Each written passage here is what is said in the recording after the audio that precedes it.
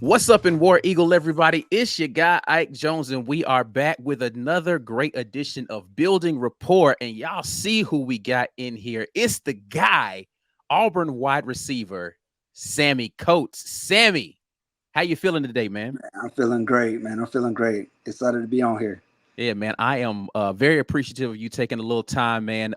It is seeming like we're getting back to the era of big time wide receiver play at Auburn. And who better to talk about that than one of the biggest names in Auburn wide receiving, Sammie Coates. Sammie, let's just start it off talking about your process for getting to Auburn University and just kind of what was that recruitment process like, and what made you ultimately decide the Plains is where you wanted to play your collegiate football? Oh man, to be honest, my recruiting was not big. I didn't have a lot of offers. I think I only had two at the time before I got the Auburn offer. I had Southern Miss, South Alabama. I had to do a lot of work to get to Auburn. I went to a camp, but once they see me, they offered me on the spot, and the recruiting process was great, man. I had Malazan, I had Trooper Taylor. They did a great job, being there all the time. It was just like family from the get go, and they never changed once I got there either. Yeah, I mean, listen, not one of the you don't have a 5-star profile at some of these guys coming in, but you when you talk about just physical wide receivers, big, listen, man, I don't know how many times the replay of you body slamming a Texas A&M guy through the pavement is getting replayed in Auburn lore, but it happens a lot. You got a lot of iconic Auburn moments. We're not gonna go through all of them, but I do want to ask you from your playing days, like what's the one thing that sticks out the most? Like, is there a particular play, moment, or game that you're like, yo, this is the one that Um, the one that stick out is that Texas A&M game. It was one of those games not only that sparked my career, but it sparked our season.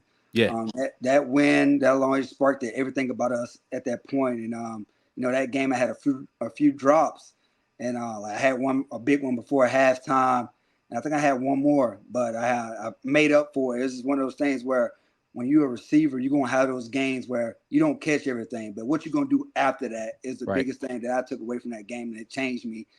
Just making all those plays, catching a screen, taking it like 65 yards, catching big plays on the sideline, the still form. It was just one of those things that it told me, hey, I'm a dog. Yeah. Yeah, for sure. I mean, listen, I think we all became believers once we saw that happening right there. Um, let's take it to the next step, right? So you got your opportunities at Auburn. Of course, you had some success, but got an opportunity to play a little bit in the NFL. Can you talk about your time in the NFL? You were drafted by the Pittsburgh Steelers, if I'm not mistaken. Yeah. Um, Yeah, that process and the next step from college to the pros is a big difference. For me, it was just injuries. Taking care of your body. I tell you, anybody that's listening or watching, take care of your body because that's your investment. Invest the right things. Even in college, start now. Learn how to be a professional. That's one thing I think if I can go back, I'll do more investing into my body. yeah, I'm listen. There are quite a few athletes whose careers have been cut short from just not having the right kind of nutrition system and like. But nowadays, these kids they got listen. The facilities at Auburn are. Have you been to the new facility over Oh, there? yeah. Yeah, definitely. It's super nice. They did a great job, man. I'm thankful to help build those kind of things there, man. That it's gonna help out a lot to build that program back to where it need to be. Yeah, but like I said, these young men they get all kind of things to be able to help take care of their body with they got the ice tubs and they got the hot tubs, they got the nutrition right there within the building, they got everything, so they're at least getting off to a good start there. But to your point, like once you get into the pros, you gotta make that a part of your daily habit, and Every it day. starts now. Yes.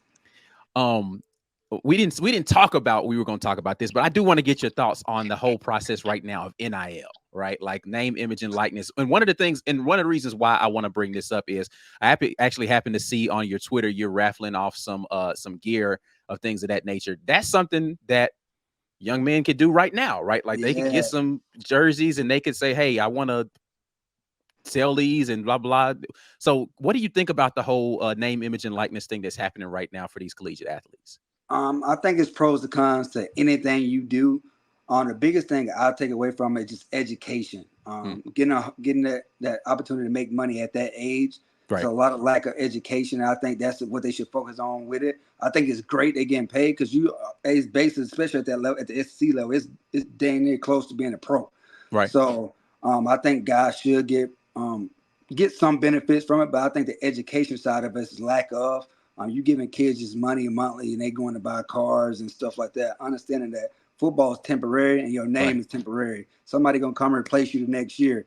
So I think the education side of it should be more implanted into it. That's what I take it from because I wish I had NIL when I was Right. playing. Yeah. So I would never want to take away the money from, because I believe we deserve to get paid when I was playing. But I think the education, making sure they invest in and getting the right direction and what to do with that money, how to be taxed, how the taxes work. A lot of them kids don't even know taxes, how it works. Right. Yeah. So I think just educating and keeping it going, I think is big. Is going to get college football where it need to be, which is one of the biggest sports in football sports in the world, I think. So just educating them kids and man, making sure they doing the right thing. Yeah, actually, I saw some numbers. It's not necessarily specifically about NIL, but some numbers recently about the ratings from Labor Day weekend of what the NFL did versus what kind of like Major League Baseball did, and the numbers were staggering in comparison. The college football is really starting to take its place. You know, the NFL has been king forever, and I don't think it's going to usurp that. But college football is moving up there as far as the popularity of the sport. You know, they playing games overseas now in Europe to Yeah. start the season, all kind of crazy stuff. So yeah, the global nature of collegiate football is starting to become a thing. And to your point, you know, you got to figure out in this big money machine where you fit into it and how you can properly protect yourself and your investments and all of those things. Yeah. Um, but let's shift a little bit right to the present day as far as Auburn is concerned, and we'll talk a little bit more about what you've got going on. But had an opportunity to check out the first real glimpse in game, and I know it was Alabama A&M, all that kind of stuff. But what did you think of the young crop of receivers that Auburn has in there right now? Oh man, they doing a great job putting a good group of guys in one room. A lot of talented guys. Marcus Davies, I played with him as a receiver coach. He's a great dude. He was smart when he was there at Auburn with me. So they Right. got a good guy in that room that can lead those guys and make sure they're on the right path. But the way those guys showed up and played and made big catches, I know the opponent don't matter. You got to play every game like it's important. So them going to do that is a big step in the right direction. Hanging up that many points is unreal. Like it's seeing all those guys get in and make plays, not just the starters, but the backups got in and make plays. That's big time. Yeah, I mean that's a good point that you bring up there. You know, a lot of people want to kind of downplay how many points got put up in that game, but you know, listen, collegiate athletes are collegiate athletes. Now there might be, you know, different levels, but to score 73 points in a collegiate football game is not you can't just you don't luck up on 73 No, points, right? Like you have to go no. out there. How difficult is it to get yourself mentally focused for games that you know, hey, we're supposed to go out there and beat these guys? Like what's the like are guys taking it a little too lax sometimes? Like what is it like to try to get yourself prepared for that kind of environment game? Um, it depends on your mindset. When I was playing against team, it was another day to prove that I'm one of the best. I didn't care who I played against. That's the mindset they got to take. I don't care if you're playing a little league team. When you go out there, you got to showcase that you capable of just dominating. Don't matter, because that's you can't go up and down with your play. If you do that, you'll put yourself on a roller coaster that you don't want to be on.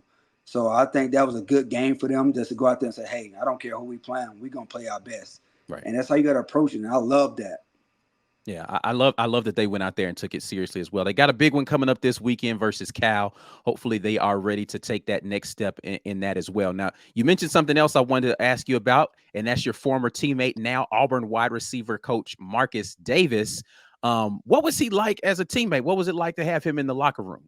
Man, he's a humble guy, works his tail off. He a hard worker. Every day he stepped on that field, you were gonna get the best from him. And he started as a freshman, came in, played well, was helped us win a lot of games. He's one of those guys that you want on your coaching staff. He put all it into it. He loved the game, and just when he got hurt, you can tell how much he loved the game. He's just a good role model, I think, for those guys and to put them where they need to be as people, not just as players, but as people as well. Yeah. Um, what about you know, I don't want to talk too much about it because it still hurts a little bit, but like that 2013 game that you guys had. Um, talk to me a little bit about like just kind of the environment of a team really because and the reason why I bring this up is because a lot of Auburn fans want this year's team to mirror that 2013 team, a team that came from like nobody in the preseason, nobody's picking that 2013 Auburn team No, to go to a not even national close. championship, right? So what is it like the mindset that takes you from a team that really didn't perform well the season before to a team that's on the doorstep of a national championship? Like how do you turn that corner season to season? Man, it started with the leaders. We had a good group of guys. We put the work in. That was the number one thing. The coach didn't have to make us put the work in. We was going in the summertime. Nick Marshall did a great job getting the receivers in there, catching balls from him. The thing that stood out to me was how close we were. You got to know the person that you played next to like the back of your hand. Know everything about that person, what they went through, what they go through on a daily basis. That's how you're gonna fight for somebody. If you don't know the guy beside you, you can't fight for him. Yeah. I think we did a good job hanging out outside of football, doing the little things together. It built a team bond that only person can stop us was us. Mm, And I think that was special about that year because we had basically the same team besides Nick Marshall. right. So it was just the sweat, the blood and sweat and tears we put into that all season, knowing that we couldn't do the same thing again, but just the mindset knowing we can do whatever we want to do. And that's what football is. It's about knowing you dominant, knowing you a dog. The Yeah. the mindset you got to take to play football. It can't be up and down. You got to go in with the attitude like I'm the best on this field, and that's what we did. We went out there like we the best on the field, no matter what you think. We didn't care about outside noise. Yeah. Now in that season as well, two of probably the most improbable victories that ever would be on a football field. We were actually talking with we had a guy from the ACC on that was talking a little bit about the Cal game and how this game coming up against Cal is going to feature two teams that are probably part of the most iconic college football plays in history. The band is on the field, and Auburn's going to win the football game, right? Like the kick six, like and that the Cal marching band situation are two of the most crazy, improbable ways that a game could end. But like the magic that encapsulates that season, what are your fondest memories outside of that though? Like, because I mean, of course, those two plays you can't like, but Yeah. outside, like, what other think like small things that people could take from that season. Like, man, people don't remember this happened that season. That was like crazy. You know what I'm saying? I would say that people don't understand that we went into LSU and got just beat all over the field. Mm, Like I think that game alone, the LSU game, what kind of sparked us a little bit. It was like we was better than that. The rain delay. We got one of our receivers towards ACL that game. It was just one of those games where I think people forget. Like we went out there and like we didn't look like a national championship team. We didn't right. look like we was gonna win like any games after that. Yeah. And I think that game alone, what sparked us, and it was one of the biggest games that we to lose a game like that. The way we lost going into Baton Rouge, night game, it was one of those games where we had to like it made us get our act together. And I Yeah. think that's that little game, that one loss, that what ticked it off right there was that LSU game. Mm. Yeah, that definitely was one of those games where, if you're an Auburn fan, you're sitting there watching like, oh Yeah. man, like we thought it was going to be different this year. And Yeah. then you get drummed in that one. But yeah, you guys definitely turned it around. And I guess that's a reminder to everybody about like, listen, you got to take it a game at a time. This game Yes. is not your season, but you can turn your season around in one game, right? So that Yes. can definitely happen.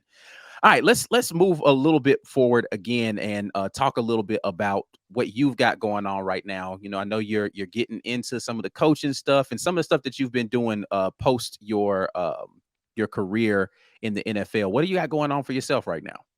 I did a few things. Once you get done playing football, you really don't want to be done.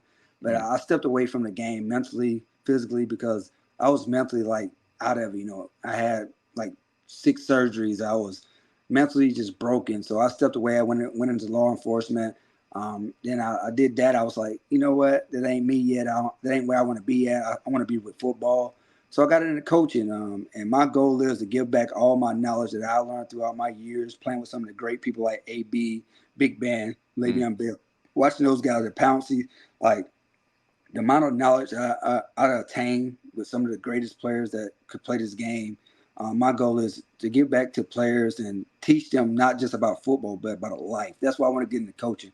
I Right. think sometimes we lose that we are human beings. Some of these kids didn't have a father figure. Some of these kids didn't have a mom or a dad in their household, and they need somewhere. They need something. Football was like that for me. It was something that I escaped my problems. You know, my dad died when I was 8 years old. Like Mm. it was my escape, and that's what football is. It's special. You know, and I want to be a part of it. I want to help change a young man to be the best version of him.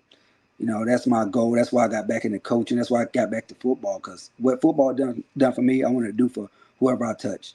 Yeah. Amazing, man. Well, definitely wish you much success on your journey with the football thing. And hey, listen, they're expanding these staffs at Auburn, so make put a little bug in Marcus' ear. Be like, hey, man, go on, slide me over there in one of these spots y'all got on this staff, man. Be an analyst or something, man. But Yeah. hopefully that will work out well for you, man. But the Auburn family still loves you, Sammie. We appreciate all the years that you put in the blue and orange. Is there anything that you want to, have the people, if they want to keep up with what you got going on, that you want to have people connect with you? Oh yeah, I'm gonna be doing some things in Auburn. I'm trying to get a golf tournament. I was going to host it this summer, but I had to change the plans because of my schedule and some things I had come up. But I'm always gonna be putting stuff up. I want to stay a part of the Auburn family. They always gonna be family to me. They changed my life. Like I got a rifle going on for one of my pro jersey and an Auburn jersey. Auburn did a great job donating a jersey to me, so I really appreciate that to give out a jersey, an Auburn jersey, and one of my NFL jerseys. So the rifle's up. It's on my Twitter. It's on my social media. So go check it out. I'm always going to be a part of Auburn, and I never leave them. Awesome, awesome, awesome. Well, I appreciate you taking a little time to talk with me. We are in here with my guy, Sammie Coates, right here on Building Rapport. If you want to continue to get great content like this, y'all know y'all need to check us out right here on the War Rapport. We're on social media at the War Rapport, TW Report on TikTok. But we're signing off until the next time. And as always, War Eagle. War Eagle.